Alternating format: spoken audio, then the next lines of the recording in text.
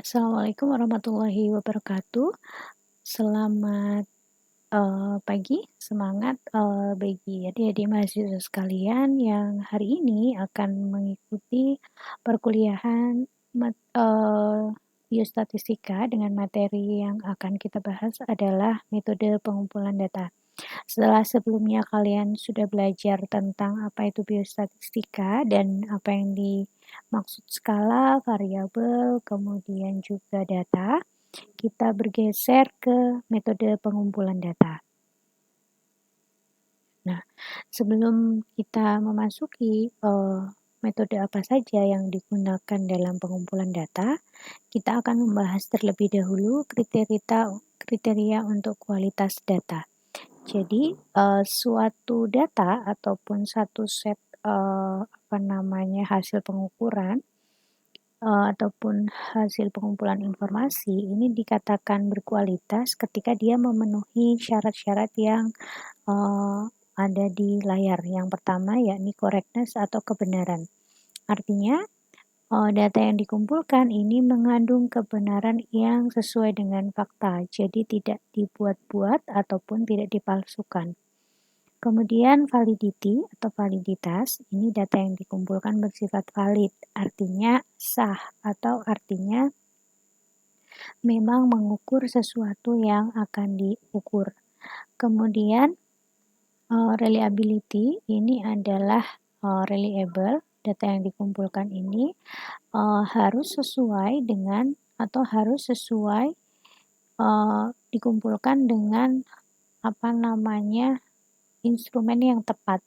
Artinya, misal untuk data tinggi badan, ya berarti alat yang digunakan untuk mengukur tinggi badan berupa mikrotois atau pengukur tinggi badan, tidak menggunakan timbangan atau neraca. Kemudian untuk mengukur suhu tubuh berarti dia menggunakan termometer badan, bukan menggunakan termometer ruangan. Itu yang disebut reliability. Kemudian bergeser ke completeness atau kelengkapan.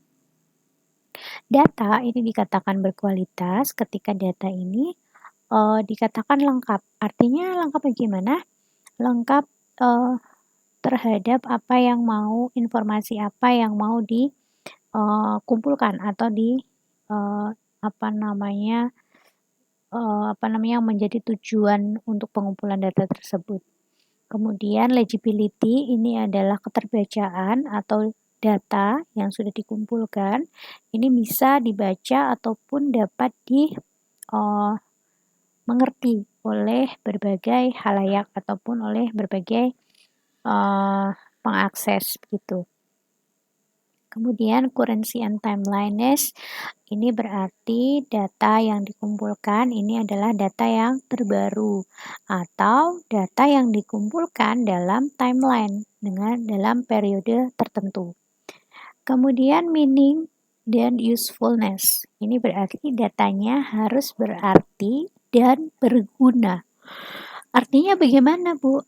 Artinya data yang dikumpulkan ini memang akan atau mengandung makna dan juga makna tadi mengandung kebermanfaatan dalam pengambilan kebijakan. Kemudian accessibility ini berarti kemudahan untuk diakses. Kalau adik-adik sekalian melihat ya, sekarang data itu sangat mudah diakses, terutama nih, misal yang paling mudah adalah profil kesehatan Kabupaten Sukoharjo. Itu biasanya bisa diakses secara mudah di online gitu. Kemudian masuk ke confidentiality and security. Ini artinya data harus dapat dipercaya dan juga data ini dinyatakan aman, dijamin keamanannya. Artinya data yang dikumpulkan ini sudah melewati ataupun melalui tahapan tentang confidential dan juga keamanan. Kemudian ada legality, ini terkait dengan dasar hukum apa ataupun bagaimana peraturan yang digunakan ketika data tersebut dikumpulkan. Nah, ketika data yang dikumpulkan ini sudah memenuhi keseluruhan kriteria, maka data yang dikumpulkan disebut data yang berkualitas. Kemudian kita bergeser ke metode pengumpulan data. Metode pengumpulan data ini dibagi menjadi dua. Yang pertama adalah sensus, kemudian yang kedua adalah survei atau sampling. Yang dikatakan sensus ini berarti pengumpulan data pada seluruh anggota populasi yang menghasilkan data sebenarnya atau true value. Nah, yang gampang aja contohnya ketika kita bicara sensus adalah sensus penduduk. Nah, kalau kita lihat sensus penduduk itu berarti semua penduduk di Indonesia akan didata, tidak terlewat. Nah, nanti hasilnya berupa data yang sebenarnya atau parameter atau keseluruhan yang disebut dengan true value. Kemudian untuk survei atau sampling ini bisa dilihat ketika seorang peneliti mengumpulkan data penelitian, ini biasanya akan atau hanya berupa pencuplikan atau pengambilan sampel dari populasi. Nah, nanti data yang dihasilkan ini berupa estimate value atau data perkiraan.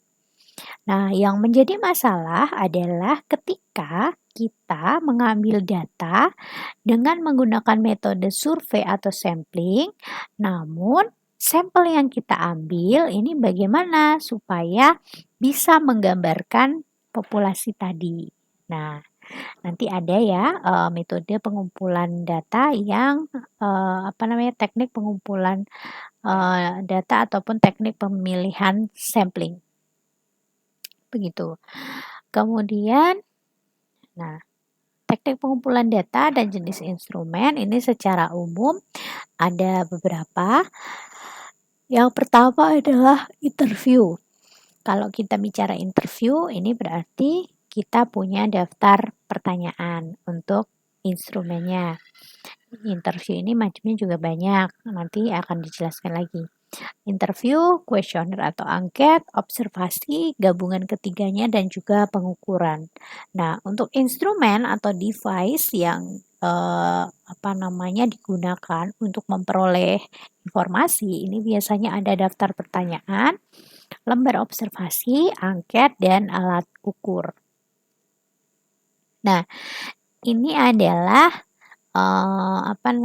tabel, metode dan instrumen pengumpulan data. Ketika kita bicara metode yang digunakan angket, maka instrumen yang digunakan berupa kuesioner, checklist ataupun skala. Kalau metodenya menggunakan wawancara, berarti instrumen yang digunakan adalah pedoman wawancara dan juga checklist. Kalau metode yang dilakukan adalah observasi, berarti instrumen atau alat yang digunakan berupa lembar pengamatan, panduan pengamatan, observasi, panduan observasi, dan juga checklist. Kemudian selanjutnya adalah dokumentasi. Untuk dokumentasi ini untuk instrumennya ada checklist dan juga tabel. Kemudian bergeser ke kuesioner, kita akan jelaskan satu-satu. Kuesioner ini adalah seperangkat pertanyaan ataupun pernyataan yang biasanya berbentuk tertulis, diisi oleh responden itu sendiri dan biasanya digunakan ataupun diisi oleh sampel yang jumlahnya relatif besar atau relatif banyak. Misalnya nih kalau kalian lagi yang paling gampang, monef pembelajaran setiap semester, kalian pasti mengisi kan. Nah, itu salah satu bentuk kuesioner. Yang mana pengisinya adalah respondennya adalah kalian yang kita anggap bahwa kalian ini bisa mengerti pertanyaan tersebut dan bisa mengisinya sesuai dengan kondisi kalian. Nah, ini penggunaan angket ini adalah responden merupakan orang yang paling tahu tentang dirinya. Kemudian apa yang dinyatakan oleh responden ini benar dan dapat dipercaya.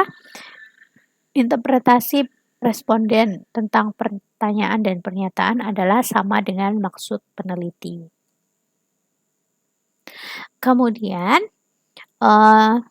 jenis angket ini dibagi menjadi dua. Ada angket terbuka dan juga ada angket tertutup. Untuk angket terbuka, ini biasanya jawabannya ini secara bebas oleh responden, tidak ada alternatif jawaban dan juga peneliti mendapat data yang bervariasi dan membantu untuk mendapat data yang lebih lengkap.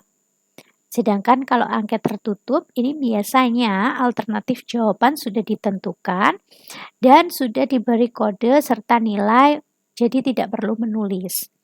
Yang gampang, kita kembali tadi ke contoh Monef pembelajaran. Kalau di Monef pembelajaran, kalian pasti disuruh mengisi tingkat kepuasan ya, ataupun tingkat kesiapan dosen dalam mengajar. Nah, itu biasanya diisi ada pilihannya.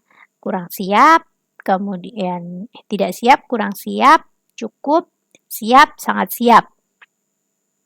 Nah, ini merupakan bentuk angket tertutup karena kalian diarahkan untuk memilih salah satu jawaban yang ada di situ.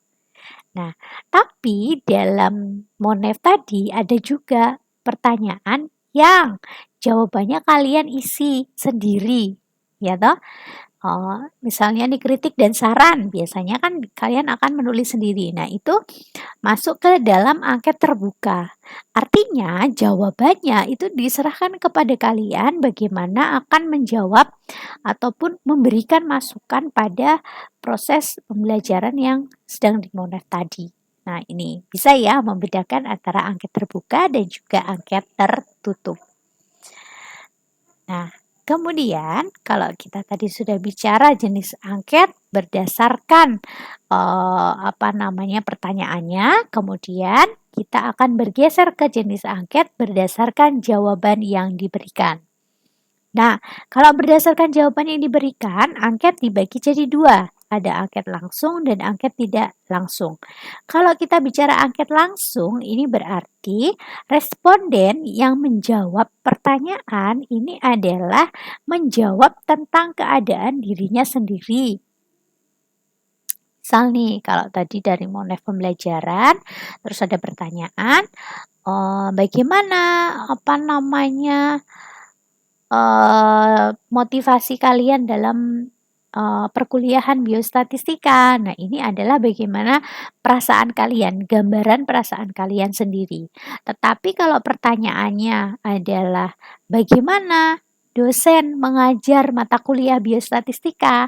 Nah, itu artinya angket tidak langsung. Yakni yang akan diukur adalah kinerja dosen, tetapi yang diberi pertanyaan ini adalah mahasiswa yang diajar oleh dosen tersebut. Begitu.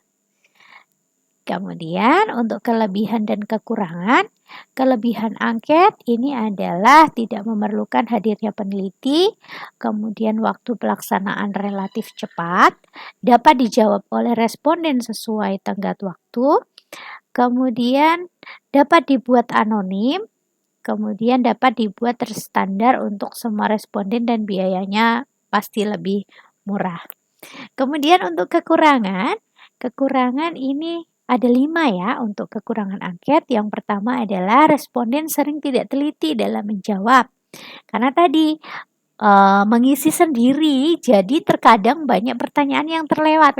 Males terus dilewati aja gitu. Nah, itu akan menjadikan informasi yang didapat nanti tidak maksimal. Karena tadi banyak yang bolong-bolong jawabannya. Kemudian sering sulit dicari validitasnya. Nah, ini memang karena tadi kuesionernya diisi oleh responden, maka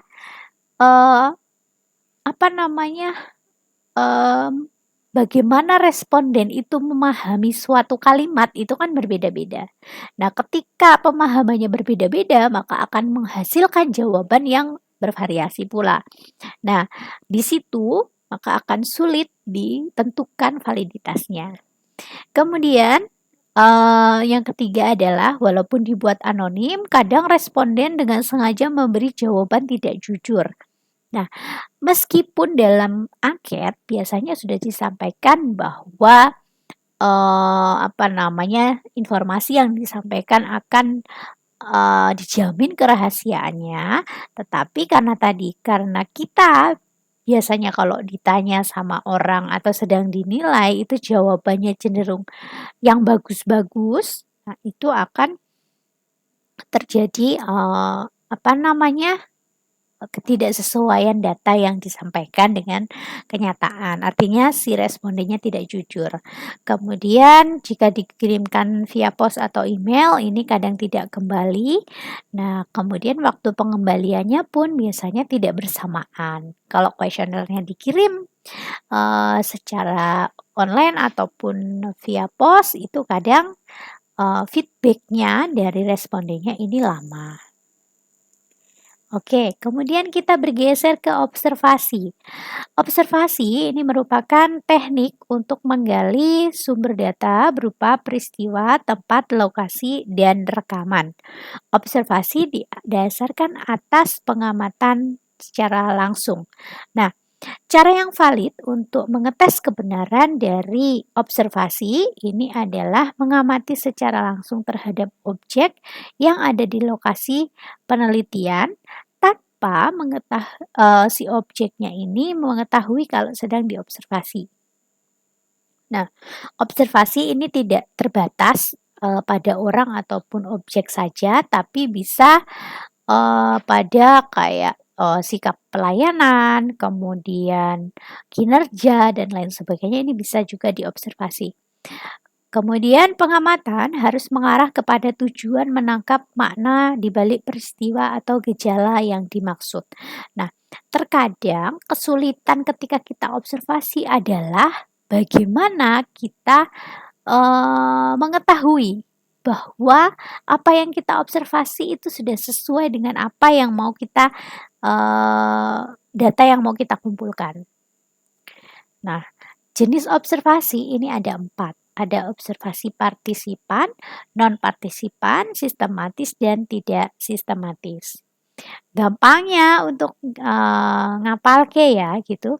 Observasi partisipan ini berarti ketika yang diamati itu tahu kalau dia lagi diamati. Misal nih judul penelitiannya adalah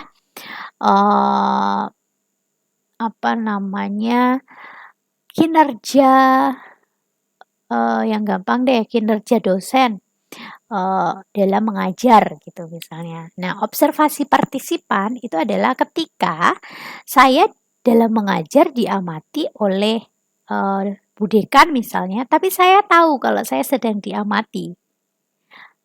Jadi observasi partisipan, partisipasinya tahu kalau dia sedang diamati. Kemudian kalau bicara observasi non-partisipan berarti kebalikannya. Nah, ketika saya ngajar, saya dinilai sama Bu Dekan, tapi saya nggak tahu kalau saya sedang dinilai. Nah, ini masuknya ke observasi non-partisipan.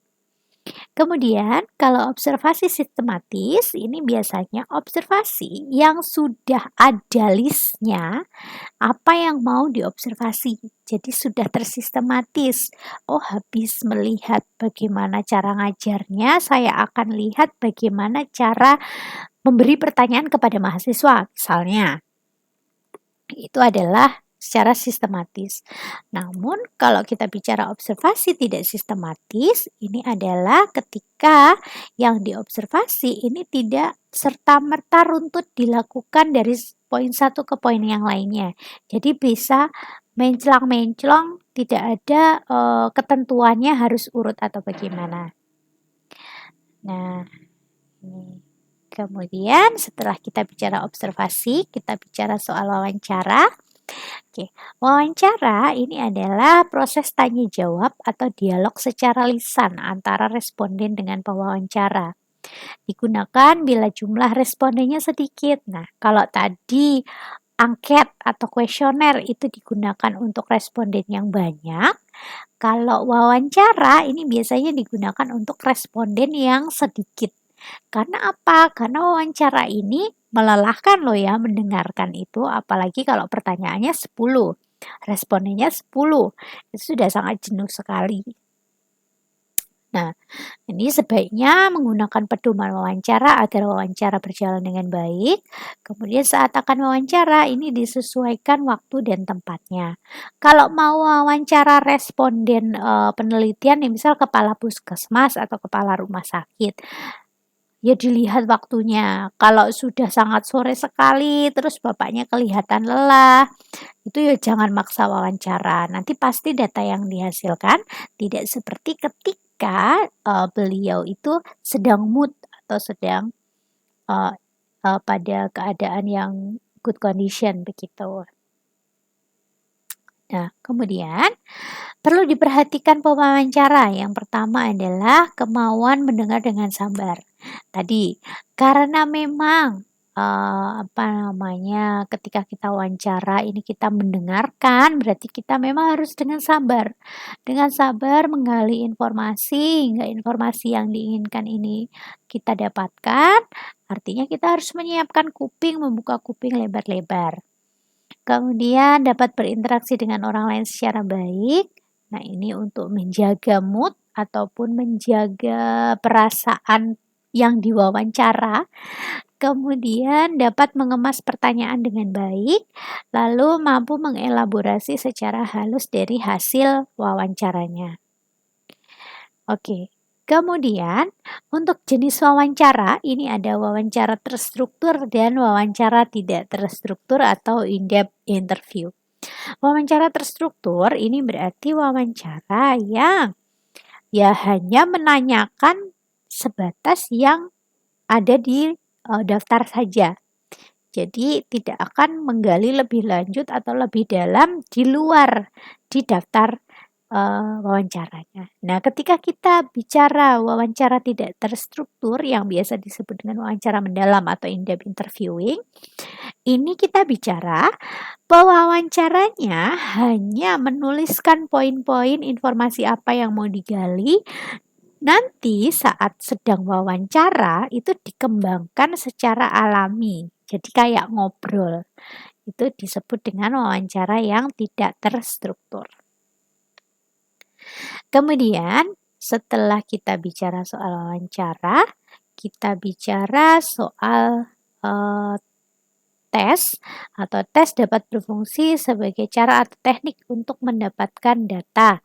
Bisa juga sebagai alat atau instrumen pengumpul data. Nah, biasanya ini bentuknya ada tes kepribadian, tes bakat, tes intelijensia, tes prestasi, tes kesehatan, dan lain sebagainya. Kemudian ada juga dengan dokumen dan arsip. Nah, ini biasanya digunakan untuk menggali informasi terkait peristiwa masa lalu yang berkaitan dengan masa kini. Yang biasanya dirasa penting untuk mendukung proses interpretasi dari hasil penelitian. Nah, dalam telaah dokumen atau telaah arsip, ini peneliti atau pengumpul informasi harus bersikap kritis dan teliti. Contohnya nih, untuk telaah dokumen. Kalau adik-adik semua mau tanya atau mau tahu bulan kemarin itu penyakit yang diderita paling banyak oleh masyarakat Sukoharjo itu apa sih? Kan nggak mungkin kalau kalian mendatangi rumah satu persatu untuk menanyakan bulan lalu sakit apa, itu tidak mungkin. Nah, yang paling gampang ya kalian datang ke puskesmas, kalian tanya penyakit yang paling tinggi pada bulan yang lalu itu apa. Dan itu yang disebut dengan telaah dokumen. Jadi membuka informasi dari dokumen yang sudah ada. Begitu untuk metode pengumpulan data. Kemudian kita bergeser ke populasi dan sampel. Nah, apa itu populasi dan sampel? Yang gampang nih, populasi ialah berarti keseluruhan objek atau subjek yang memiliki kualitas dan karakteristik tertentu yang dikumpulkan dalam suatu wilayah. Nah, biasanya ini yang menetapkan populasi ini adalah peneliti ataupun ditetapkan oleh si pengumpul data.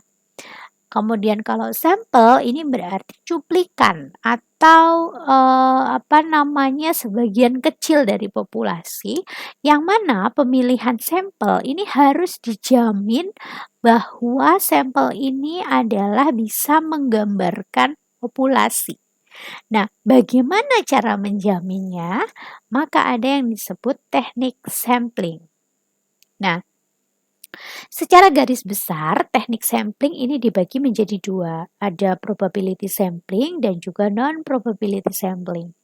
Probability sampling ini adalah pengambilan sampel secara acak. Ini ada 5 yang secara umum diketahui, yakni ada simple random sampling atau acak sederhana, ada systematic random sampling atau acak sistematis, ada stratified random sampling, ada multi-stage random sampling dan cluster random sampling.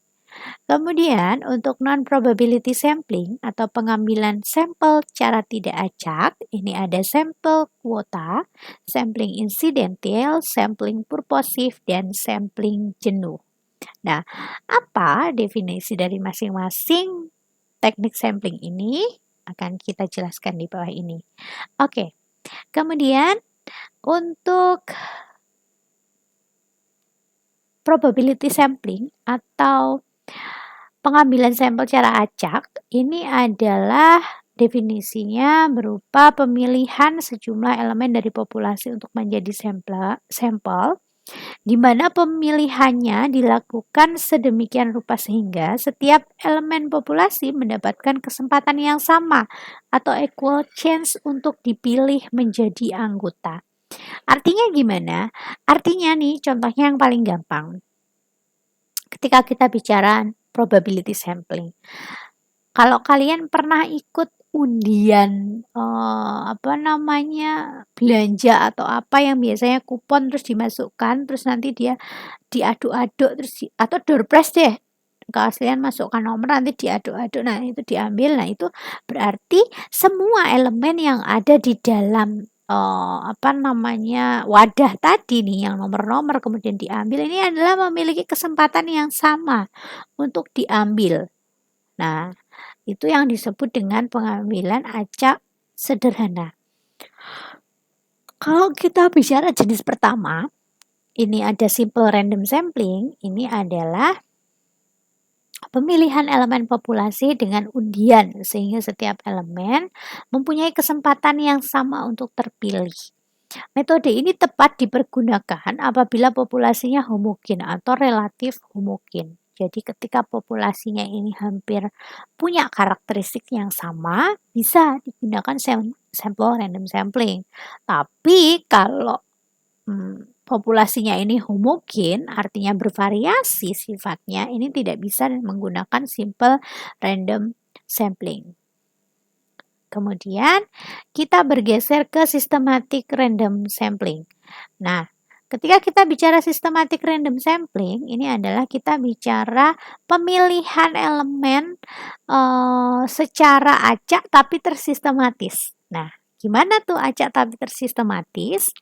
Nah, kalau kita bicara acak tersistematis, ini berarti yang pertama dipilih itu secara random, selanjutnya secara sistematis. Artinya gini, misal saya mau mengambil sampel mahasiswa kesehatan masyarakat semester 4.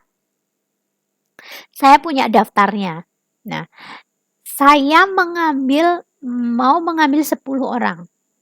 Nah, orang pertama yang saya ambil ini adalah tadi seluruh mahasiswa kelas semester 4 itu saya buat di gulungan kertas satu-satu namanya, kemudian saya aduk, nah itu nanti saya pilih satu.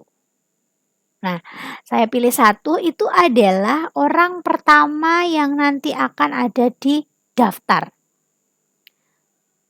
Nah, setelah itu nanti ada diberi jarak berapa nomor berdasarkan list yang sudah saya punya. Oke, nanti contohnya akan kita lakukan di praktikum. Kemudian, untuk selanjutnya adalah stratify random sampling. Nah, stratify random sampling ini adalah pemilihan elemen anggota sampel yang dilakukan dengan cara yang pertama, populasinya dibagi menjadi populasi yang lebih kecil atau stratum. Harus homogen atau relatif homogen. Dan setiap stratum ini diambil sampel secara acak kemudian dibuat perkiraan untuk mewakili stratum yang bersangkutan. Misalnya nih, kita mau melihat kinerja perawat di rumah sakit. Nah, kita lihat dulu perawat di rumah sakit ini kan perawat ada macam-macam, ada perawat kelas 1, perawat kelas 2, perawat kelas 3. Nah, itu kita kumpulkan dulu. Dikumpulkan dulu dari perawat 1, perawat 2, perawat 3. Setelah itu dari masing-masing kelompok ini nanti diambil sampelnya. Nah, itu baru yang disebut dengan stratify random sampling. Karena masing-masing kelompok nanti ada sampel ataupun orang yang dipilih sebagai sampelnya. Kemudian selanjutnya adalah multi-stage random sampling adalah pemilihan elemen anggota sampel dilakukan secara bertahap atau by stage. Contohnya, memilih sampel provinsi, kemudian memilih sampel kabupaten kota, kemudian memilih sampel rumah sakit atau kabupaten atau kota yang terpilih. Contohnya nih, ingin melihat Sukoharjo ini adalah ingin melihat bagaimana Provinsi Jawa Tengah mengatasi tuberkulosis. Nah, kan Provinsi Jawa Tengah ini kabupatennya banyak. Nah, dari kabupaten-kabupaten ini dipilih dulu nih, diundi secara acak. Oh, ternyata muncul Kabupaten Sukoharjo. Nah, kemudian dari Kabupaten Sukoharjo nih, nanti ada puskesmas-puskesmas bla bla bla bla. Nah, nanti puskesmasnya itu dipilih lagi secara acak, diundi lagi, dipilih. Nah, itu disebut dengan multi-stage random sampling. Kemudian kalau kita bicara cluster random sampling, ini adalah pemilihan elemen yang terdiri dari elemen yang lebih kecil lagi atau cluster. Cluster yang terpilih sebagai sampel seluruh elemen ataupun harus diteliti satu persatu. Nah, ini berbeda dengan stratified random sampling, di mana setiap stratum diambil sampelnya untuk membuat perkiraan guna mewakili parameter. Nah, contohnya nih, suatu penelitian untuk mengetahui rata-rata kunjungan pasien BPJS Kesehatan di rumah sakit di Jakarta. Jakarta Barat, Jakarta Pusat, Jakarta Timur, Jakarta Selatan, dan Jakarta Utara. Apabila Jakarta Barat terpilih sebagai sampel, maka semua rumah sakit di Jakarta Barat diteliti, dihitung rata-rata kunjungan pasien BPJS Kesehatannya. Jadi kalau memang tadi nih ketentuannya adalah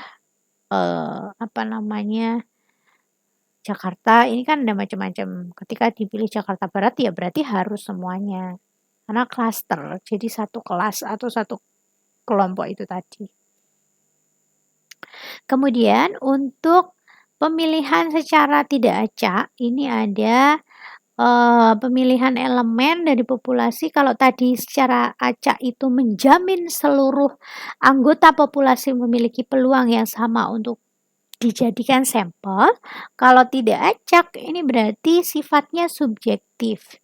Dan setiap elemen ini tidak memiliki kemungkinan yang sama untuk dipilih dalam atau dipilih sebagai sampel. Kalau tadi secara acak itu kita undi, nah kalau tidak acak ini berarti secara subjektif. Artinya apa? Artinya ada pertimbangan-pertimbangan tertentu yang bersifat personal dan lain sebagainya.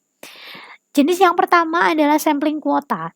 Ini adalah menentukan jumlah sampel dari populasi yang mempunyai ciri-ciri tertentu sampai jumlah kuota yang diinginkan. Jadi, misal mau melihat kepuasan mahasiswa Kesmas dalam mata kuliah biostatistika. Saya kuotanya pengen nanya ke 10 orang. Ya udah, saya tanya aja 10 orang pada mahasiswa Kesmas. saya merasa oh kayaknya si X ini lebih gampang deh, dipilih atau dijadikan responden. Nah, nanti itu, berdasarkan pemikiran saya sendiri, jadi tidak diacak, tidak diundi. Kemudian yang kedua adalah sampling insidental. Nah, sampling insidental ini adalah teknik penentuan sampel berdasarkan kebetulan, yaitu siapa saja yang secara kebetulan atau insidental bertemu dengan peneliti dan dapat digunakan sebagai sampel bila dipandang orang yang kebetulan ditemui itu cocok sebagai sumber data. Jadi kayak tadi, saya pengen lihat kepuasan mahasiswa semester 4 dalam mata kuliah biostatistika. Saya tidak menggunakan undian, tetapi saya ya wis sak ketemune bocah aja lah, langsung tak tanya, "Kamu puas apa enggak?" Gitu. Terserah ketemunya siapa. Itu yang disebut dengan sampling insidental. Kalau sampling purposive ini adalah teknik penentuan sampel dengan pertimbangan tertentu. Jadi saya memiliki kecenderungan, misal nih, saya pengen yang gengnya si X aja lah, ini kayaknya anaknya enak-enak kalau ditanya. Nah, ini adalah punya pertimbangan tertentu untuk menentukan sampel.